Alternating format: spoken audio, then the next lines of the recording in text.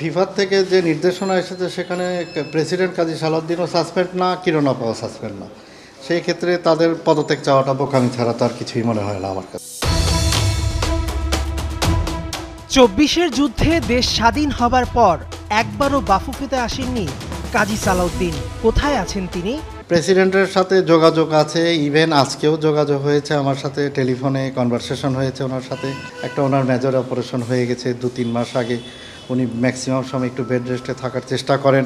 অসুস্থতার ভিতরেও বাংলাদেশ ফুটবল ফেডারেশনকে সচল রাখার জন্য উনি যথাযথ সময়ও দিয়ে গিয়েছেন। আমরা বারংবার বলেছি তাকে, আপনি রেস্ট করার প্রয়োজন, আপনি কতদিন পরে এখানে আসেন, যে আপনি তো মন্ত্রিত্বই পেতে পারেন, আপনি যান না কেন? সে উত্তরে একটাই বলছে যে আমি ফুটবলের প্রতি নেশাগ্রস্ত, ফুটবল এডিক্টেড আমি, সেই কারণে ফুটবলের ধ্যান জ্ঞান নিয়ে আমি সর্বজীবন সারা জনম কাটিয়ে দিতে চাই। কাজী সালাউদ্দিন অসুস্থতার জন্য বাফুফেতে আসতে পারছেন না দাবি করলেও নির্বাচন করবেন কিনা এমন প্রশ্ন করতেই নিমেষেই ৩৬০ ডিগ্রি ঘুরে টিপু সুলতান বললেন কাজী সালাউদ্দিন সুস্থ। নির্বাচন করার জন্য হ্যাঁ, তো তার ফিজিক্যাল ফিটনেস আছে, সে একজন স্বাভাবিক মানুষ, স্বাভাবিকভাবেই তো সব কিছু পরিচালনা করতেছে। এটা প্রতীকী। মূলত পুরো দেশের ফুটবলই ধোঁয়াশায় নিমজ্জিত।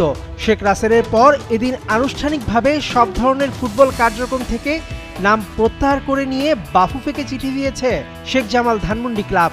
চট্টগ্রাম আবাহনীরও খেলা অনিশ্চিত। ক্লাব খেলতে না চায়, আসলে ডিফিকাল্ট হয়ে যায় আমাদের জন্য।